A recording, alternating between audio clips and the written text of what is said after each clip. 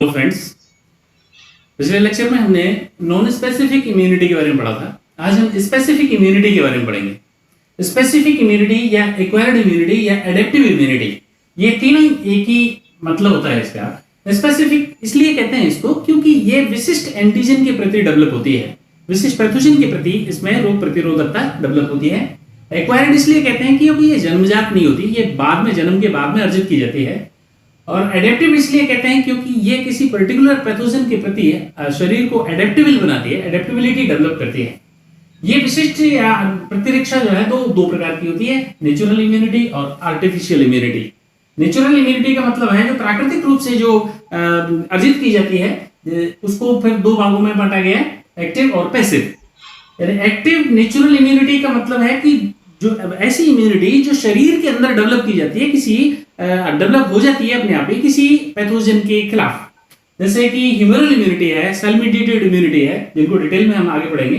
Passive immunity ऐसी immunity होती है जो शरीर के बाहर बनती है और फिर उसके बाद शरीर के अंदर प्रवेश करने के बाद में फिर हम इम्यूनिटी को बढ़ाती है, यानी उसका निर्माण शरीर के बाहर होता है। जैसे कि माता के शरीर में इम्यूनिटी का निर्माण होता है और वो ब्लड के माध्यम से, प्लेसेंटा के माध्यम से या कोलोस्ट्रम के माध्यम से शिशु के शरीर में आती है और उसमें प्रतिरोधकता डेवलप करती है। उसे पैसिव नेचुरल इम्यूनिटी कहते हैं।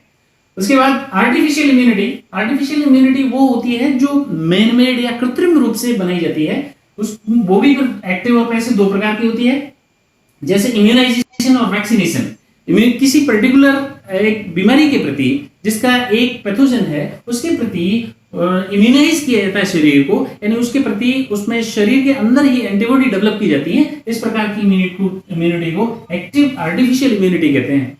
और पैसिव आर्टिफिशियल इम्यूनिटी वो होती है जिसमें उन इम्यूनिटी का, यानी कि एंटीबॉडीज का निर्माण भी शरीर के बाहर होता है और जब वो उसकी जरूरत होती है तो उसको शरीर के अंदर इंजेक्ट कर दिया जाता है। जैसे कि विषैले सांप के काटने पर एवीआई का इंजेक्शन लगाया जाता है। एवीआई के अंदर वो एंटीजन होती हैं जो इनविट्रो तैयार की जाती हैं, शरीर से बाहर। इस प्रकार से हमने देखा कि ये जो इम्यूनिटी है वो किस प्रकार से दो प्रकार की होती है।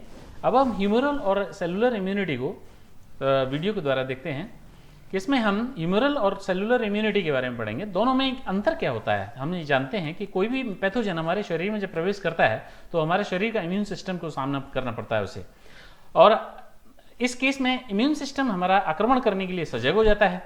हमारा इम्यून सिस्टम दो तरह से काम करता है, एक तो एंटीबॉडी बना करके और एक डायरेक्ट कोशिकाएं उस पर अटैक करके।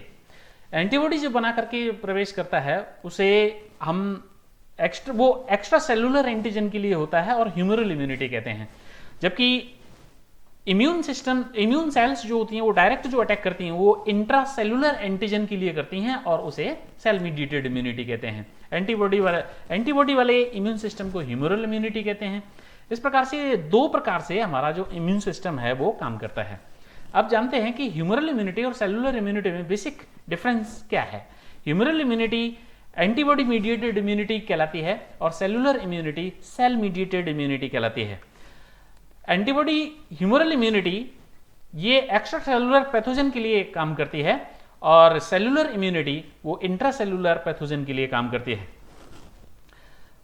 ह्यूमरल इम्यूनिटी बी सेल के द्वारा कंट्रोल होती है, यानी कि major role in B cell होता है, जबकि सेलुलर इम्यूनिटी टी सेल के द्वारा कंट्रोल होती है और उसमें टी सेल का ही मेजर रोल होता है। जैसे ही कोई एंटीजन हमारे शरीर में प्रवेश करता है तो इम्यून सिस्टम को ट्रिगर करता है, वो उसे एंटीजन या पैथोजन से हमारी सुरक्षा करती हैं। बी सेल सक्रिय हो जाती हैं। बी सेल सक्रिय होने के बाद में एंटीजन से बंधित हो जाती हैं, उसके रिसेप्टर से उससे बाइंड हो जाती हैं। बाइंड होने के बाद में बी सेल मल्टीप्लाई होती हैं। उस मल्टीप्लिकेशन के अंदर टी हेल्पर सेल उनकी हेल्प करते हैं। टी हेल्पर सेल्स जो है वो सेलुलर इम्यूनिटी का पार्ट है, लेकिन वो ह्यूमरल इम्यूनिटी की बी सेल के अंदर मल्टीप्लिकेशन में हेल्प करती हैं। बी सेल्स 5 या 6 या 7 बार मल्टीप्लाई होने के बाद में और फिर एंटीबॉडी प्रेजेंटिंग सेल्स, जिन्हें प्लाज्मा सेल्स कहते हैं, वो बनाती हैं। ये प्लाज्मा सेल बनाने में टी सेल इनकी हेल्प करती हैं। प्लाज्मा सेल जब बन जाती हैं तो उससे एंटीबॉडीज बन जाती हैं। ये एंटीबॉडीज जो है वो डायरेक्ट एंटीजन के पास में जाकर के उसे डिस्ट्रॉय कर देती हैं।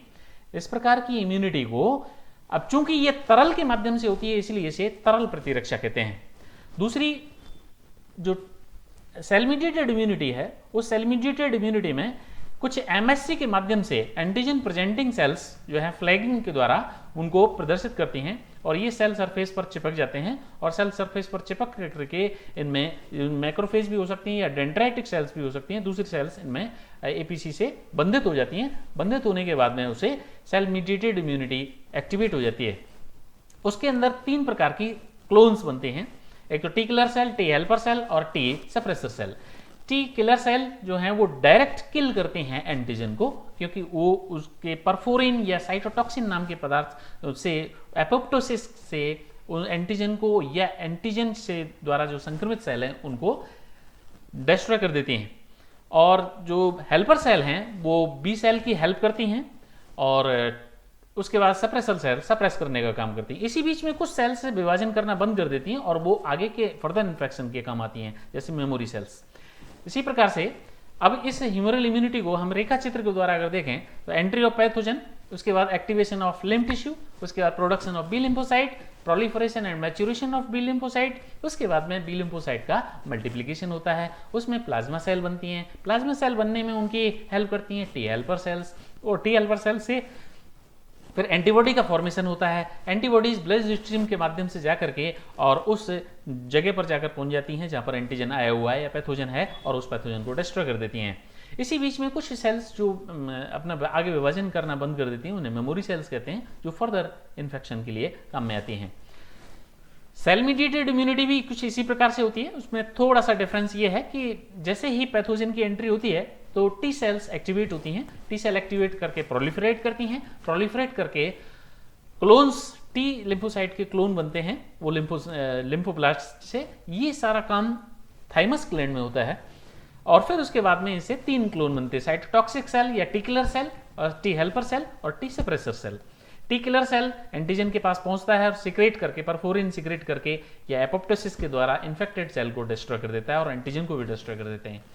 टी हेल्पर सेल हेल्प करती है बी और टी की फंक्शनिंग में। टी सप्रेसर सेल सप्रेस कर देती है इम्यून सिस्टम को जब उसका काम पूर्ण हो जाता है तब। अगर मेमोरी सेल ना होती तो दूसरा जो रेस्पॉन्स है वो भी बहुत स्लो होता। मेमोरी सेल के आने से ही सेकेंडरी जो इन्फेक्शन है, सेकेंडरी जो रेस्पॉन्स है वो तीव्र होता है, रैपिड होता है और इंटेंसिव होता है। प्राइमरी जैसे ब्लू लाइन से ये प्राइमरी दिखाया हुआ है और रेड लाइन से सेकेंडरी दिखाया हुआ है। इसीलिए एक ई सीजन में 2 बीमारी लगातार नहीं होती, क्योंकि वो सेकेंडरी इन्फेक्शन मेमोरी सेल बन जाती हैं और मेमोरी सेल फास्ट रेस्पॉन्स करती हैं। असक्रिय या अर्जित प्रतिरोधकता, ऐसे यह प्राणी के द्वारा निष्क्रिय रूप से प्राप्त की जाती है और बाहर से प्राप्त प्रतिरक्षी को शरीर के अंदर प्रवेश कराया जाता है। यह अल्पावधि की सुरक्षा होती है, यह इम्यूनिटी के तुरंत ही सुरक्षा प्रदान करती है।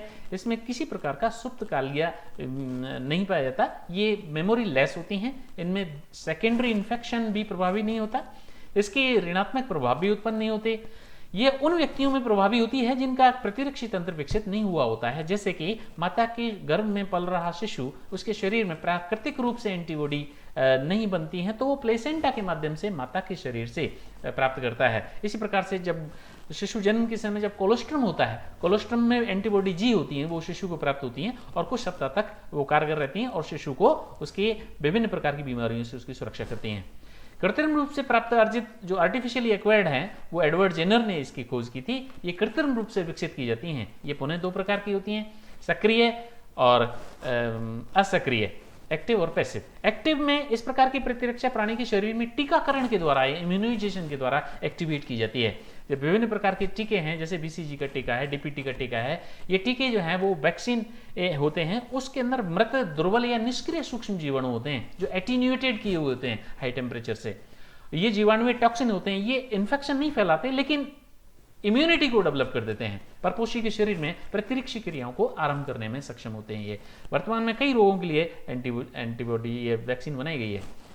बैक्टीरियल डिजीज डीपीटी है, बीसीजी का टीका है और डीपीटी, इस प्रकार से बहुत सारे टीके हैं। लास्ट में पैसिव प्रकार की ये होती है जो दूसरे के शरीर में बनाई जाती है एंटीबॉडी और फिर प्राणी के शरीर में वो इंजेक्ट कर दी जाती है। जैसे कि जहरीले सांप के द्वारा अगर काट लिया गया हो तो एंटीविनम का इंजेक्शन लगाया जाता है, जिससे कि वो बाद में वो ठीक हो जाता है, रिकवर हो जाता है। Thank you.